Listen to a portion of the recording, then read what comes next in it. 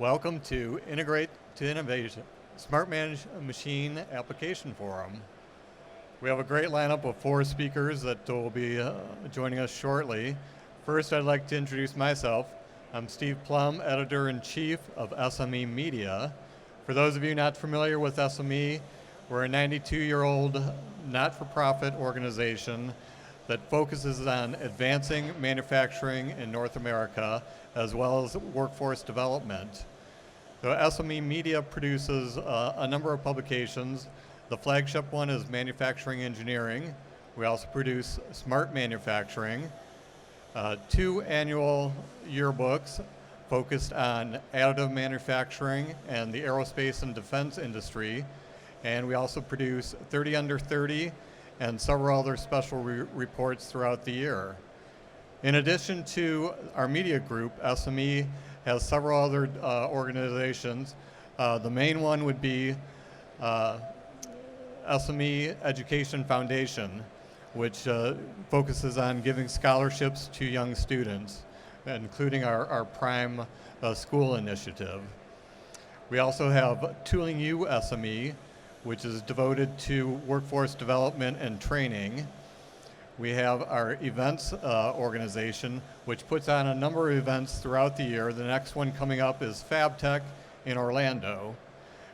Next year we will have 4 regional events: East Tech, South Tech, West Tech, and Hughes-Tech.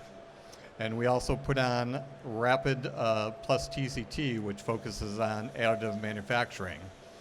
So our mission, as I mentioned, focuses on advanced manufacturing technology, which fits perfectly with this event, where we'll explore the future of the machine and metalworking industries, focusing on innovations in automation, enhanced functionalities, and energy cost reduction. The integration of smart functions, particularly artificial intelligence, is emerging as a significant trend that may soon transform factory labor. Additionally, Taiwan's advancement in IT and AI technology present exciting opportunities to gain insights in implementing AI in our industry.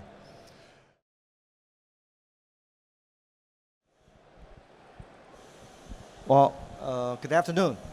So very pleased to participate in this forum to give some example how to make industrial AI happen in machinery manufacturing. So we've been working with many industry for many years.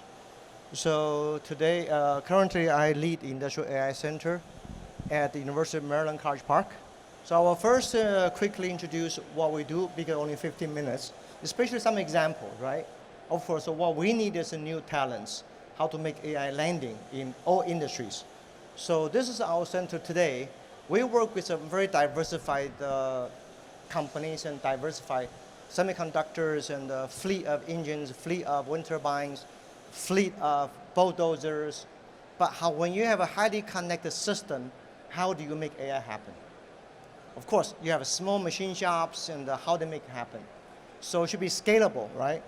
So eventually, this is a very challenge. So we're talking about this industry AI center. What we're trying to do is really integration between data and domain and discipline. Because if you have a great AI engineers or scientists, but do they have a domain interest in manufacturing? If yes, congratulations. They don't. Very hard to do. Even they work for you, 1 year later, they will change jobs. So we would rather to train domain engineers to become AI discipline, much faster, okay? I believe strongly. If you ask 100 companies, I would say 80 to 90% of companies will say, yes, I want to train my workforce, become AI ready, right? That's what they will do. So basically, what we're talking about is, now we have very challenging things, because right now we have many machines here, right? So traditionally, we have a lean manufacturing and Six Sigma is really here. We work hard, we solve problems, and eventually we avoid problems, right?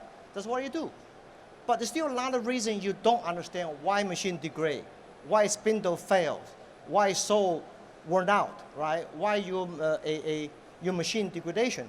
So eventually you have to have a sensor and provide you the data, but the data is not all usable. You have to select the features which are usable. eventually you can avoid. So the blue area is a great opportunity for AI in manufacturing. The traditional area is a foundation. We learn how to do it, right? So eventually, what we're talking about, our centers, we do a lot of different type of traditional machine learning and non-traditional machine learning. There are different types, right? The manufacturing industry, semiconductor, machine tools, robots, et cetera, energy, wind turbines, and also the healthcare industries. So let me give you some examples, right? This is an example. We started 2006, 2005. We worked with Toyota Georgetown in Kentucky. Compressor problems. So compressor surge, the machine breakdown. So we implement very traditional machine learning called support vector machine. Ever since 2006 until tonight, last night, zero downtime. No surprise downtime, right? Scheduled downtime is okay, no surprise. So the SME did an interview 2021, which is a very good article. If you Google Toyota zero downtime, you will find this article, right? So it's zero downtime is real. FANUC has been talking about 2014, but we started many years ago. P&G, you have a lot of diaper production, high speed. You can use a POC data, right? You can run the algorithms and predict.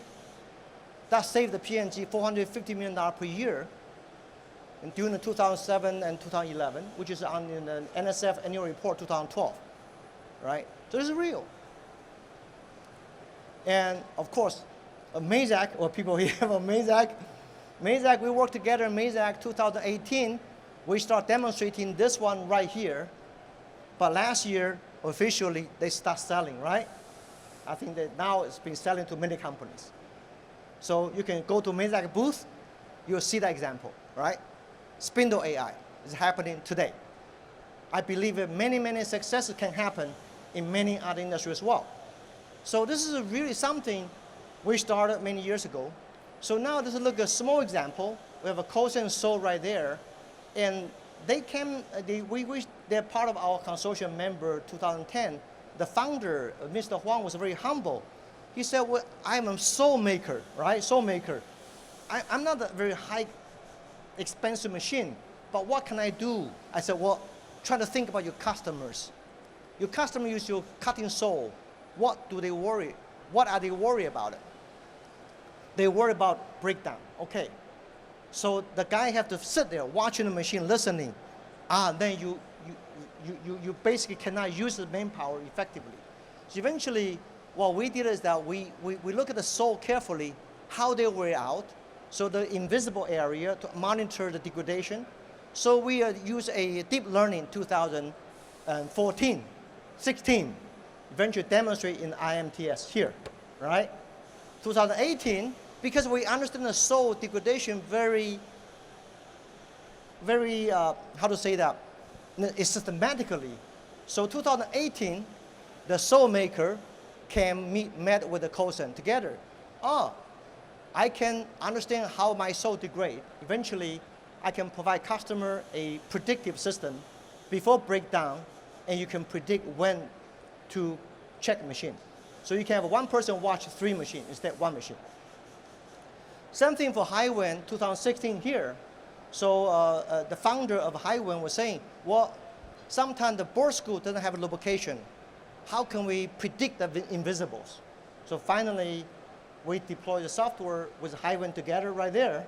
So 2016, my student and the Highwind founder eventually demonstrated the first industry 4.0 board screw right here, right, 2016. So among all examples, we said, well, if something happened to them, why not you? Doesn't matter which company you work for, why not you? You can do the same thing, no brainer. So eventually, what's next? Next will be, how can we make AI easy to use, worry-free? Not only for scientists, not only for Silicon Valley. Anyone can use, right, in the US, anywhere. So eventually, we'll talk about transfer learning, right? You have a lot of machines, different generation, different type models. How we transfer the learning system from A to B, B to C. Eventually, we have a great systematic approach to do this thing. So this is a very important. Second thing is about the transfer learning for machines. from machine A, machine B, machine C, right? That's very important. So next example of a Mazag will be how do we transfer from different generation machine tools, right? Is what it is. So, and second method is that if you have a production system, how can you manage in this a stream of X? We call the flow of data. So this method is very powerful. We developed a few years ago. Eventually, you monitor the stream of data in a production line. You develop a machine learning based on those real data, right?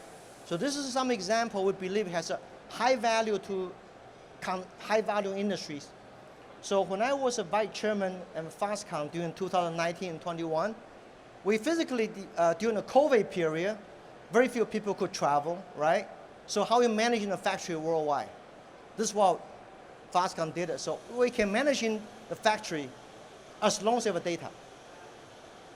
So based on a cyber factory, I can monitor, I can implement to predict this invisible. So finally, 2019, Foxconn got the WEF World Economic Forum Lighthouse Award, right? So this has saved a lot of redundant labors, eventually increase efficiency 30%. So this has become the first worry-free lights out factory. People sometimes say, why lights out? No people. No, no, no. Lights out means no worry. People work there, but you don't have to keep watching machine. You can stay in a data room, right? So again, this is something that we can make things happen in different ways. So eventually, talents. What can you do today after this? You want to train your engineers. So if you teach AI, do you think engineer will make happen? No. You have principle-based learning is easy to do. Then you need a practice-based AI, give a data to them, train them, right? Eventually, project-based AI use their own data sets to learn. Eventually, they professional-based learning. They can teach other people repeat 1, 2, 3. So you 4P, principle, practices, projects, and professional, right? So this is my book, and so you can see that. So finally, this book covers quite broad, industrial AI books. So today, we are working with Dan Yangi, TDG, and trying to build the next generation smart manufacturing for resilient. So I think that if those people are interested, be glad to talk to you after this event.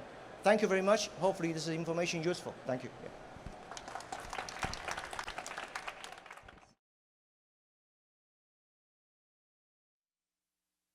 Hello. Excuse me. I came down with a cold yesterday and I'm losing my voice, but I am like Mr. Wong. I've been in EDM for 50 years. We actually showed our first American-made wire EDM here at IMTS in 1972. So I've been doing this a long time. It was never part of my goal to be an EDM pioneer, expert, whatever, but I inherited it because I didn't know what else to do. So here I am. I had the fortune to meet Mr. Wong, who is a founder of Shimmer EDM at IMTS 2000. And I was exhibiting some rebuilt EDMs at the show. And I also had a different Taiwan-built wire EDM that I was representing, not knowing that Shimmer built a better EDM product. But anyway, I was approached by their sales manager, and he came over, and we're mutual acquaintances, and he introduced me to Mr. Wong and his daughter, Wei Chen Wong, and Brad Wong, the oldest son, the one the company is named after. And I spent time at the show with them, learning about their product and what they actually offered, and not knowing who they were compared to the other company I was representing from Taiwan. I didn't realize just how far ahead they were of the other competitors. And then I found out later they are the biggest. So anyway, I've had a journey that in EDM for forever, but meeting up with Mr. Wong, Brad Wong, and the whole team over at Shimmer EDM over the last 24 years, I've seen a lot of progress. Now, I wish I could talk about AI, and I'm really not expert on AI, but I see a lot of applications in our product. I mean, if you can do it with a saw, we surely should be able to incorporate some of that technology with EDM. We have, I guess you could call it simple AI as far as you know, machine functions, as far as cutting technology. How do we make the machine cut faster? How do we make it cut in different materials? Automation, how can we incorporate AI into some of the products? And I'm not following my notes at all. I'm doing this because after listening to the first presentation, I realized that this is more focused on AI, and we have work to do. I mean, I'd have to say that I think the technology involved in EDM could use a lot of AI as far as getting better cutting technology, getting better wear rates on the wire, sinker EDMs, electrodes, everything related to EDM. And I'd have to say that the company I'm working with the Shimmer EDM, they're probably some of the most progressive EDM builders that I know of. I mean, I've been in it my whole life. I worked for the Swiss, I worked for Charmy, George Fisher. They'll tell you exactly what you need in an EDM, and if it's not in their catalog, you don't need it. I've worked with Japanese builders. I've worked with Mitsui, Japax EDM, Sodic EDM, and as far as incorporating new ideas, if it's your idea, they'll consider it, but you never hear back. Taiwan, on the other hand, I found out dealing with Mr. Wong and his team that if you have an idea, they will bring it to fruition. And that's what I enjoy working with Taiwan. My background in EDM, I was a manufacturing manager. I had nothing to do, I'm not in it, I'm a mechanical engineer. I'm not an electrical engineer. But you know, we were always innovating. When I was at Andrew Engineering, we built about 12 wire EDMs per year. That was it, one per month. Every one was different. I mean, the first one, iteration one. Number two, made changes. Number three, changed some more. We never made anything two in a row. So it was because we kept innovating, we kept finding ways to make it better, but we kept changing it with every successive model. You can't do that. I mean, there's no way you could continue having 12 different versions every year. So, but when I found Shimmer EDM, I mean, it was just so refreshing that they would make something for us. So now they're my model shop. If I have an idea for an EDM, and we've had many over the years, over 24 years we've worked together, and often it wasn't something they were already building. It's something that Mr. Wong would listen to us and he'd say, do that, it's only sheet metal. Or you know, he'd simplify the development of new products and kept coming out with new products. He actually has too many, I'll tell that to Brad. We have like 65 different models of EDMs, plus high-speed milling, but and there's more coming. Some of it is with our input, some of it is Mr. Wong's idea of what it needs to be made, and we don't always agree, but in most cases we do. And now with what we're doing, my booth is in the additive manufacturing West Hall, and now EDM is finding a new application beyond tool and die, aerospace. All the things that we've been using EDM for are now coming to a new level of growth, and that's the additive manufacturing area. You know, we can currently, we build special wire machines for cutting off 3D printed parts. That's the application, but now we're finding even more applications in the additive manufacturing because there's some things they cannot do with additive. They cannot make small holes. Shimmer makes small hole EDM drills, so we can supplement what they cannot do with additive with conventional EDM technology. And we're working closely with Brad and his technical people, Tommy, his brother, and the Shimmer organization in general. So we're finding something new for EDM, because EDM plateaued, God, 20 years ago. I mean, we don't cut any faster. We don't cut, I mean, EDM is metal removal with spark energy, and we don't make more sparks per second. And so we hit the wall. And now, thankfully, with some of this new stuff coming out, we actually can use the technology, innovation that Shimmer brings to the table, and incorporate that into a new product mix. I just read recently, I think it's an SME journal, that they were predicting additive manufacturing is going to grow 20% compounded annually over the next 10 years. I mean, you're talking billions and billions of dollars. There's probably 400 exhibitors in the West Hall, all focused on additive. I mean, and there's only like 8 of us involved in EDM. I mean, so you got 8 versus 400, and it's not all EDM related, but the fact that the market is growing so quickly that I mean, I'm sure AI is going to really have a lot to do with advances in the metal technology. I mean, just the ability to print 99.9% density in metal. I mean, that's hard to believe, but it can do it. And so, I mean, I'm looking for how we can incorporate that into the products we're offering. But if you're helping these people with saws, help us with EDM. I mean, I would love to see it brought into our product mix. Shimmer is a big builder. I mean, they are the largest builder of EDM in Taiwan, probably one of the largest builders of EDM in the world, make more products than anybody in the world for EDM related. And it's been good to partner with them over these last 24 years. But no, I wish I had more slides to show you but we're not really in AI yet. We're a great opportunity, so I welcome any input we can get on it. But you know, things like the best cutting technology, can AI help with that? I think it can. And as we come up with new materials to cut, titanium, Inconel, what other things can we do to improve it? Because like I said, we hit the wall 20 years ago. You know, the magic number was 24 square inches per hour. We're still there. I mean, we can tinker with special wires, we can tinker with all kinds of things, but cutting technology on time, off time, you can't make the frequency any higher. I mean, it is what it is.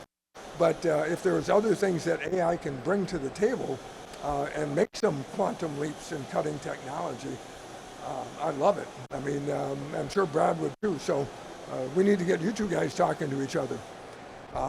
But anyway, but I also wanted, what my notes were all about was really the relationships. And we met at the show. We've developed the products over the years. We like to think that the Americans had some influence in what the Taiwanese were building, because we have our market demand here. I mean, you look at around the precision required, super fine finishes required, cutting speed, all those things that we input to Shimmer, and they gave it back to us. They gave us what we wanted, and the relationship I've had again with a Taiwan builder, I couldn't duplicate it with anybody else. I mean, it's just, I commend the organization. I mean, like I said, Mr. Wong said it's only metal, but to him he was simplifying that what we wanted them to do, they could easily do for us. So again, from a relationship, I've never worked with a friendlier people, a more giving people. And I'm German by nature. I would never deal with a German because they'll tell me what I need, and it's like just like the Swiss. I love them. I love the country, but from a technology standpoint, you don't know what the market needs. We know what the market needs because we're out there every day dealing with customers, and they're telling us what we need to have.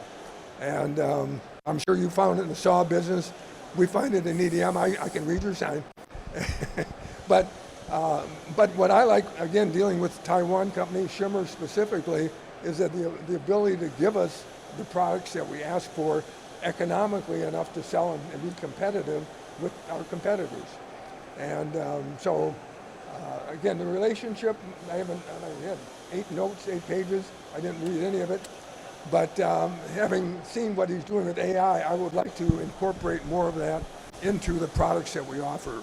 Because I think it can really help, and maybe it will make that next leap in cutting technology beyond the 20 year or the wall we hit 20 years ago. So again, Brad, I thank you and your father, and I'm looking forward to another 20 years of working together. And myself, my daughter will be taking over at some point in time, just like Brad will take over at some point in time. But the cutting EDM isn't going away. I mean, it's been around since 1947, the year I was born. They get credit to the Russians for discovering the product, the Lazarenkos, and but the Taiwanese have taken it well beyond what the Swiss left off and the Japanese left. I think it really is in our hands. They're all getting diluted. I mean, Makino is in everything, making EDM. Sodic is into laser. They're also into 3D printing now. Mitsubishi is into 3D printing. So they're not focused on EDM. Shimmer, an EDM company. EDM Network is an EDM company. And we hope to keep growing that particular product and process into the future. Now, it may get replaced at some point by additive, but I think at some point in time, everything's going to get replaced by additive, or most of it, but that's way down the line. It's too expensive, but it's coming, so keep your eyes out. So, again, I thank you. I'm sorry about my voice. I picked up a cold, and we've been continuously for a day and a half, and but I'll be happy to answer any questions you have regarding EDM. That's my specialty. That's all I claim to know. So, thank you.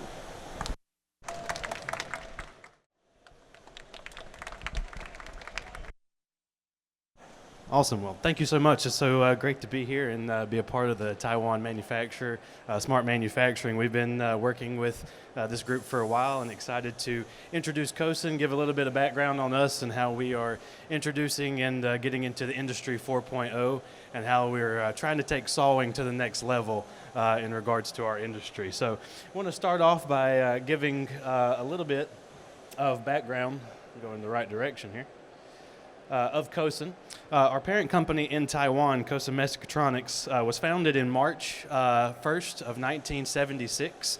Our founder and president, Mr. Mike Huang, started the company with just himself and 2 other people. And from there, they have grown over the past 48 years into a company worldwide of over 150 plus employees. And during that time, we have been able to create over 180 different saw models, and on a yearly basis are able to produce nearly, actually over 1,900 different machines every year. And since 1976, that's put us well over 100,000 machines in the market across Asia, North America, and in Europe. So very proud of that. One of the things that we're also very proud of is our R&D and our programmers that we have in-house that develop our own machinery and the automation that we pair with that. As well as the customization and the automated integration, which now represents about 30% of our product line. So bandsaws are very unique in their evolution. In the past 100 years, the technology has not really changed that much. Bandsaw is not something, you have the 2 wheels that drive the blade, and the basic mechanics of it has not changed. So we ourselves have tried to develop and see where we can jump in the technology market to help advance that. One little plug, and I'm very proud of this, North America has now become the largest market for Kosin, and over the past 3 years, we've been very proud to be voted the #1 bandsaw manufacturer in North America. So very happy to take that and run with it as we continue to serve our customers here in this market.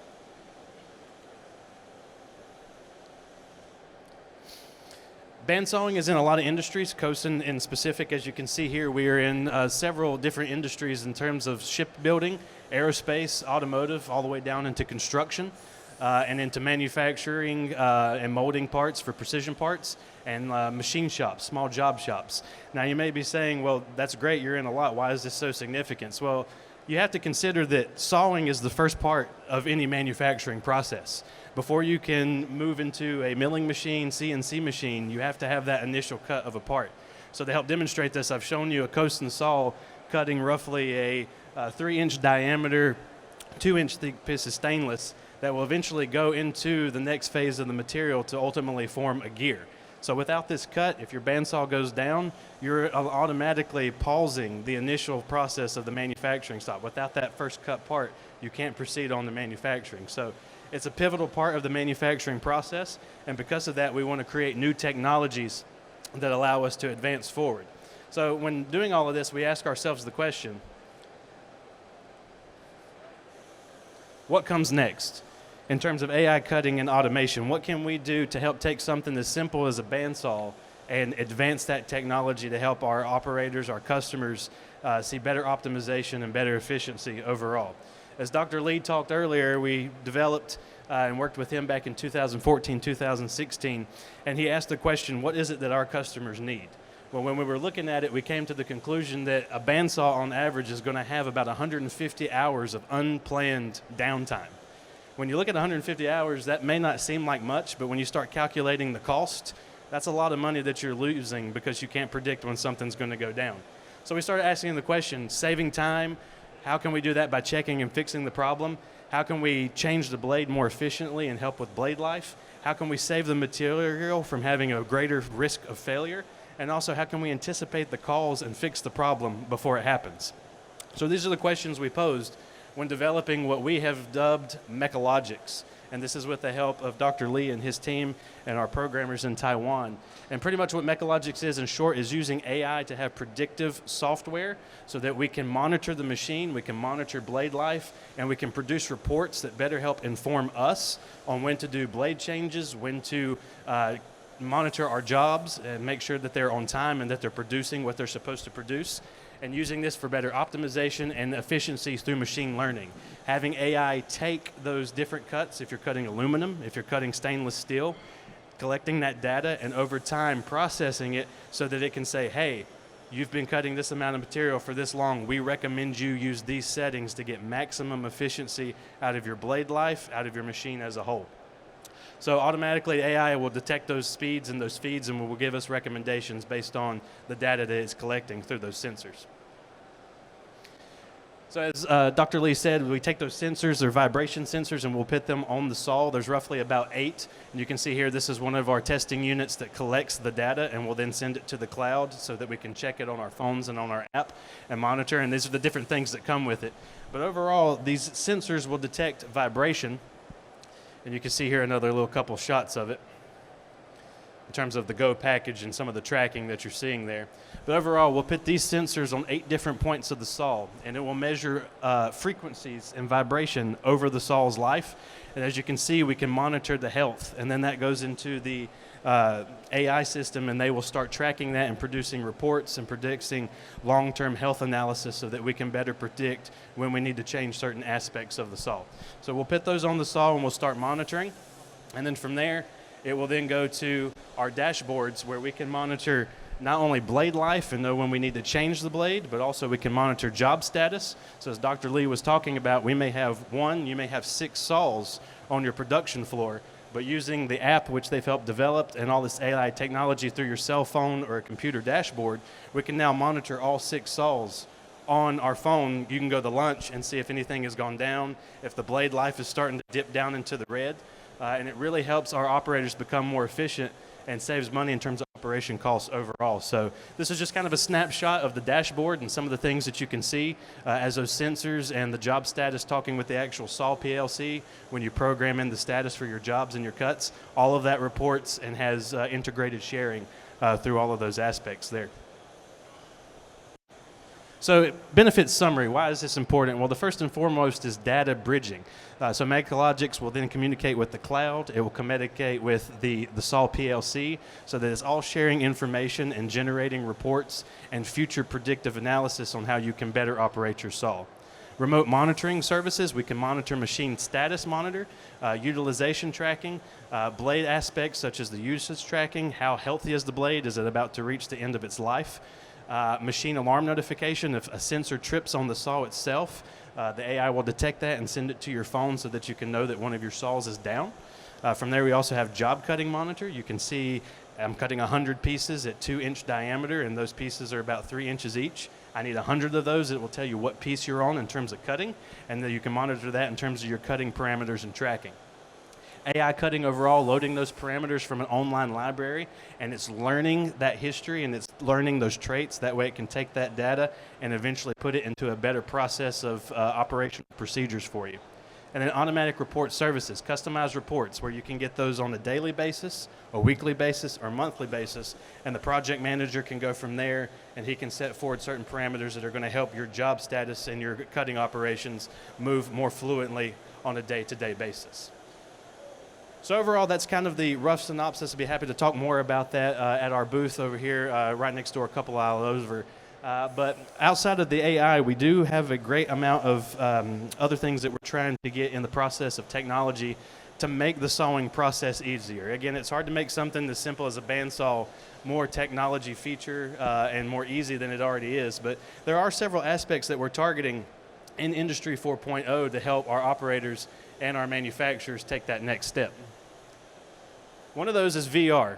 There's lots of VR here. I'm sure everybody's seen some of the CNCs and other machines that have VR, but this is a certain thing that we're taking into effect to help train our operators when they're at the saw, as well as with some service and maintenance. So imagine you're a new operator, you're learning the different aspects of the saw. You can put on these Google VR goggles, and it will go through the process and show you what button does what, can go through and teach you different aspects of the saw, and really it has a better hands-on training element for the operators as they're moving forward. Outside of that, also maintenance. Sometimes it's very hard for our technicians that are in North Carolina possibly to get to a saw in Washington State. So this would also have the ability for us to communicate with the saw operator live, see what they're seeing, and then perhaps be able to help them troubleshoot better instead of over the phone, but with a live VR FaceTime as it was, so that you can see what's moving on with that saw. So really good stuff there that we're moving forward with that. Other things that you might see, especially in our booth this year, we're featuring on the material handling side of things. We're pairing our fully automatic CNC saws with robotics. This is specifically for the material handling coming off of the saw. So once the piece is completed, the robot will pick that up. In this case, it's a magnet. It will pick up the piece and it will drop it into the bend or send it onto the conveyor to the next process of the manufacturing process. So robotics is something that we are heavily getting into as well. Please come check that out at our COSIM booth. Another aspect is on the back end with material loading systems. This is for our G320 model, particularly for long pieces of material loading. So being able to take the 10-foot, 8-foot pieces that you have, loading those into the back of the saw so that the saw can then come back and grab that and pull it into the machine so you can start your cutting process. And on top of that, even behind that, if we go further back, is material racking system, which you can see here. So being able to retrieve the material from the racking system, take it to the loader, from the loader going to the saw, cutting your process, all of this meanwhile being tracked by the Mechalogics and the AI, which we talked about earlier, and then finally finishing up with the robot taking the piece and putting it in. So again, all this comes into a greater manufacturing experience for the operator, so it takes a lot of load off of them.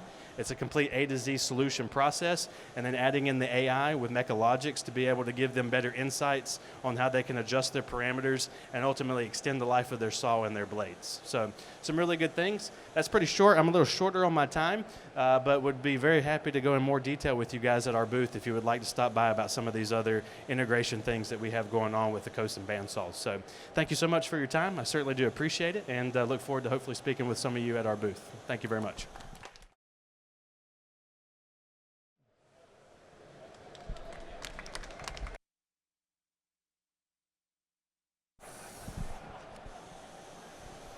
Good afternoon, everyone.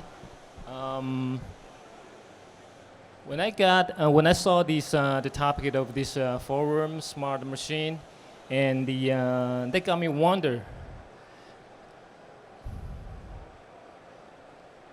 Okay, I really want to have a good connection between our product and the smart machine. So I searched upon Google, and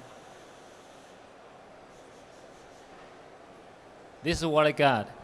I think, oh no, it's too far, so I cannot really relate my product to this image. So on the same screen, I also found another picture, which is this one. I think this is much easier for me to relate this image to my product, and I can see our own product in one of the machine. So in which kind of application those machines are being used?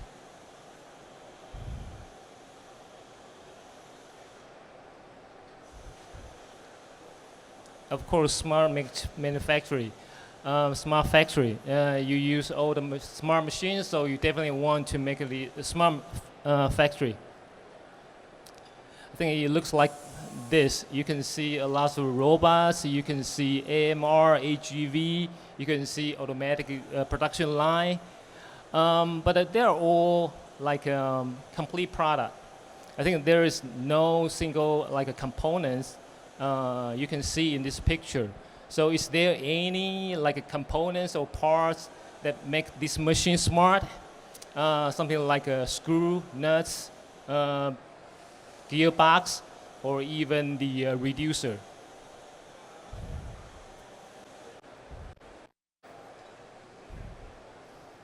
Main drive. We're located in Taiwan, central part of Taiwan.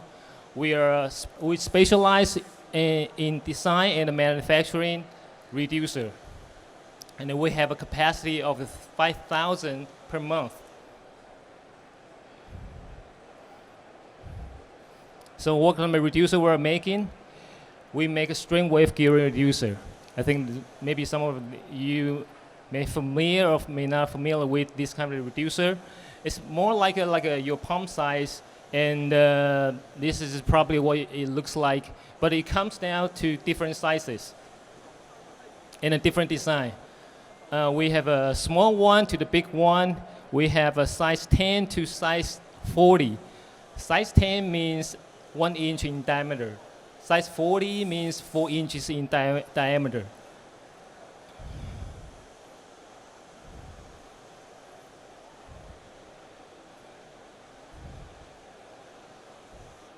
So what is string wave gearing reducer exactly? I think 90% of the time you see this kind of reducer in robot, any kind of robots, from industrial robot to collaborative robots, from SCARA to Delta. You can see this type of reducer everywhere. And the structure is very simple, just 3 components. Circular spline, flex spline, and a wave generator. So how can I integrate smartness into these simple parts?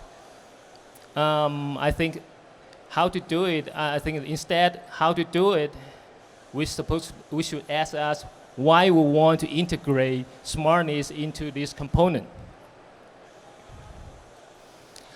I think there are some typical problems for people who using this reducer in their machine device.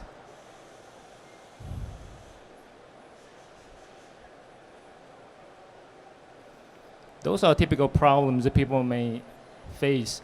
It's like difficult to maintain or replace because those reducers are installed in robots. If you want to replace or fix it, you need to disassemble everything so that you have access to the reducer. And unpredictable failure, which sometimes cause like a chaos. Unable to understand the machine health status. Because low is a low backlash, so it's very difficult to detect a very small change in vibration. So we need to find a solution for this, right? We want to do the predictive maintenance. Some of you may say, okay, we're already doing that. Or even like 5 years ago, we did that already. We just pick up the phone and call our sales engineer, field engineer, and ask them, okay, when should I replace the parts? Or what's the problem with the parts? They will give you the answer. I think, or you can even look at the menu. But those feedback based on the experience, they are not very accurate. Right now we're in like 2024. I think that we want to adapt to some high-tech thing. So the way we want to do is using data and AI technology. I think one of the reasons we want to use data and AI technology is because we want to give Jensen Huang and TSMC more business. Actually, I think right now we're in the modern era. And we have a better software, better hardware, so we can collect more data, and the machine can calculate faster and can process huge amount of data. So we want to adopt this kind of technology. So what we can do, I think that we can use like a DWG, discrete wavelet transform, to extract the vibration characteristic. Or we can use feature extraction to reduce the amount of data that is needed for training the models. Or we can, the accuracy of prediction can be very high, up to 95%. I think that in the previous 2 pages, I've been talking about something very theoretical, right? Some of them may not believe we are doing that already, but the answer is yes, we are doing that right now. I'm going to give you some example. I will show you the testing rig we're using in our factory. Also, this is kind of this is a typical testing rig we're using in the lab. We have so many different devices in series, and the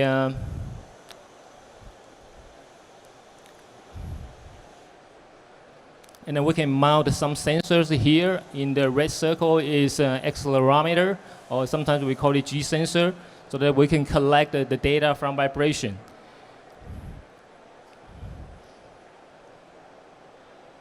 And then here is another testing rig we can use and to do similar job, and then we can use this test rig to collect data.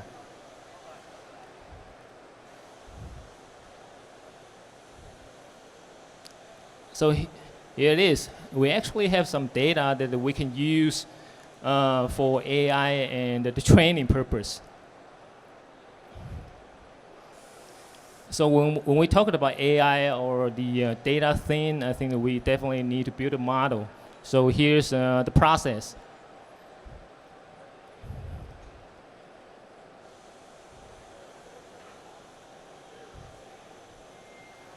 Okay, first thing first is we need to collect the data, right? So here you can see actually we have a lot of data we can collect.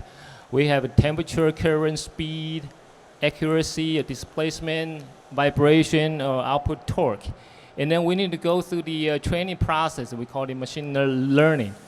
We can use some sort of like a CNN or AAN. CN stands for the convolutional neural network, and AAN stands for the artificial neural network.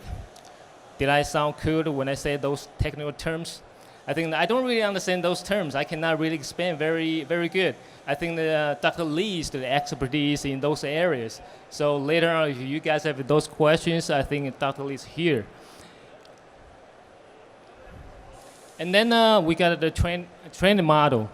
And then in the factory, in the real situation, we can use this training model to predict what would happen. So that using this kind of model, we can have a better prediction. So now I have explained how to integrate this smartness into these simple components. But would that make us smart when we use this smart device? Would I call our device like a smart reducer? I'm not sure, I don't know. But it's like this is the last slide. Last but not least, I want to use this definition to end this presentation. I think I found this definition of smartness quite interesting. It says the quality of being intelligent. So it doesn't really matter how smart you are. It's just a matter of the quality of you are. So you can have. So if the quality of the smart is not good, you will not be called stupid. You're still smart. You're just less smart. So I think that you can have stupid people use a lot of smart device, smart components, but it will never make you factory smart. I think, but in the other way, if you have smart people and using a lot of stupid stuff, I think that you can still have the smart machine, smart factory. So the important thing is smart machine is very important, but the people is still the key. Thank you.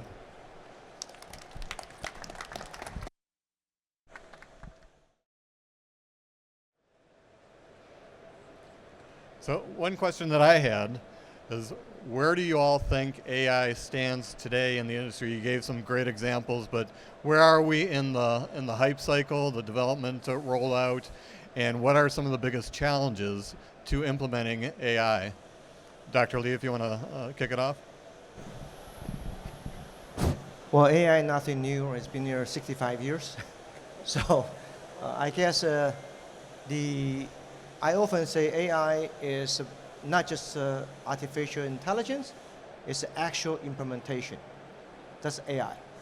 So there are many, many different areas of opportunities, but you have to think about the purpose, right?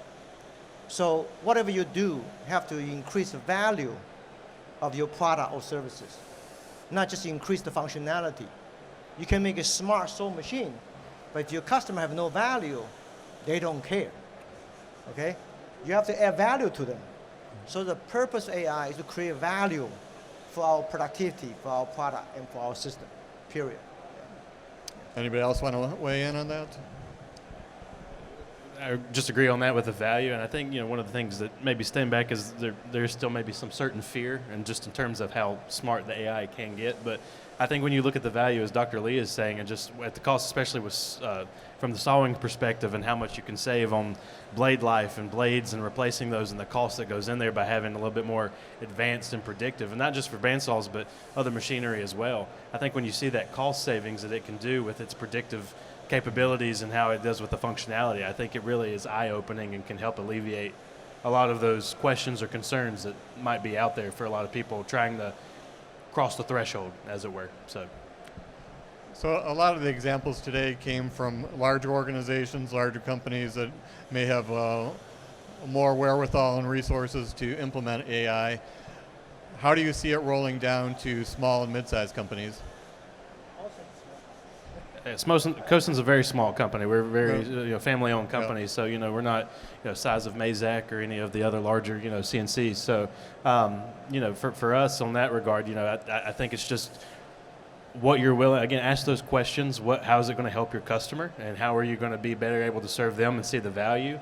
And from there, the investment questions will kind of answer themselves, based on those questions and answers that you have on that. Well, I don't. AI has no technology divide between small companies or big company. Mm-hmm. If I take a mini company here, Okamoto, right, grinder. If you tell people you have a great precision, a customer say, I don't see it. So if you show me a data, I can see it. So if I take any small company, you do a screwdriver. Screwdriver add AI, what's the value? Well, if I tighten a screw, I have a smart control. I think it's very tight. But the customer say, I don't see it. If I can see on my phone, okay, it's tight. Good value. So the value has to be from invisible to visible. Right? Not from visible to invisible, right? So any company here, you can make AI happen. Anyone. Yeah. How important it is for companies to collaborate with each other, maybe a competitor, supplier, customer, or in your case, Ron, the company itself, to further progress technology, and even across regions, Taiwan to U.S., for example. Okay. Well, it was enlightening to me to see what they've done with Kosen saw. I mean, I know band saws, and it's like if you can make improvements in a band saw, we certainly should be able to make AI improvements in EDM, a whole lot more technology. No offense, but I mean, there's so much involved that I think we could get more information, and we have the data. I mean, one thing that Shimmers does, Mr. Wong on his cell phone probably has more data than all of us together about output and frequencies and everything else, plus his own knowledge. If we could find a way to incorporate that into the product and make it improvements, and like I said, make a quantum leap to the next level, because we've hit that wall so long ago. I would like to see if we could implement some AI into making products better that we sell. So definitely talk to Mr. Wang. So thank you. So Jerry, you had talked about smart people, smart devices. How important is it to bring the workforce along with the technology? For sure, making the smart device, smart machines is very important. But I think it's down to how people use it. I think it's still like a human design everything. But I think the device itself, if we can make it like a AI related, we can use AI to make our product better, so they can make our work more efficient. I think is still pretty important, but we still need people to use this in a smart way and incorporate those technology in a smart way, so that I think there will be like a better than just a single, just only use the smart machine and expect that it will make you everything smart. Yep. So final question, this goes out to everyone, putting on your crystal ball and forecasting hat. 5 to 10 years from now, where do you see AI within the industry and your own companies using it? Jerry, if you want to kick it off. I think it's a little bit hard for me to predict our company from now to like every 10 years, because I think for like a traditional like a manufacturer, we're still learning how to use AI and try to adapt this new technology in our like a production line. So I cannot really see like from here to like 10 years after where we'll go, but I believe like having this technology will certainly make our production line more efficient, and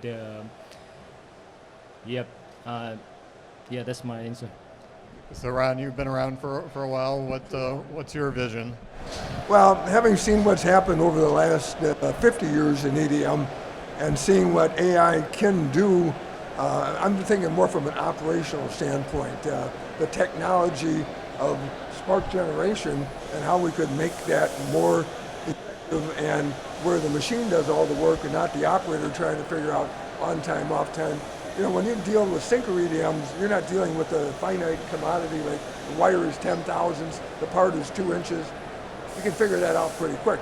But when you try to burn something like this microphone into a mold and all the different components and how to bring that technology into the machine learning as opposed to operator learning, it would make this job a whole lot easier, and we can't find operators anymore either. So we need people, we need smarter machines, not smarter people. And I think that's going to happen. I mean, it's happening now, but I see this with AI moving so quickly, I think it's going to happen real quick. So I see good things coming out of it soon. Dr. Lee, as you mentioned, from your perspective, AI has been around for a long time. What's the next step? Well, let's go back to what's an AI. ABC, algorithm, big data, and computing. ABC. This is for everything. But the differentiation is D, domain, machine domain, casting domain, chemical domain, aerospace domain, semiconductor domain. So like Darwin's evolution, right? Overproduction. I think everyone talks about AI, it's very dangerous. Okay, you create a lot of over expectation, eventually natural selection. You select whoever can win. Finally, speciation. You create a niche business. Only you and your customer have strong bonding, and you become a winner of AI. Yes. Hayden, you talked a little bit about what's next in terms of automation, AR, VR. How does that all can be integrated with AI? Having everything right there in one unit, and also with less operators, having all of the automation from the robots to the Mechalogics to the loader, with the VR goggles, and having one operator as compared to 6 saws, 6 operators, or however many, but now having the one operator, that reduces the cost now, that where you can now invest into more of the future of the AI, and further enhance that with any other automation that comes forward. I think we're going to continue to further with the material handling, adding the AI onto that, hopefully, maybe in the future, to help monitor that performance and how it relates to the saw. So from beginning to end, you're having complete report analysis on the performance of your cutting process from beginning to end. So, all right, great insight from all panelists. Another round of applause for them, and thank you for joining us today.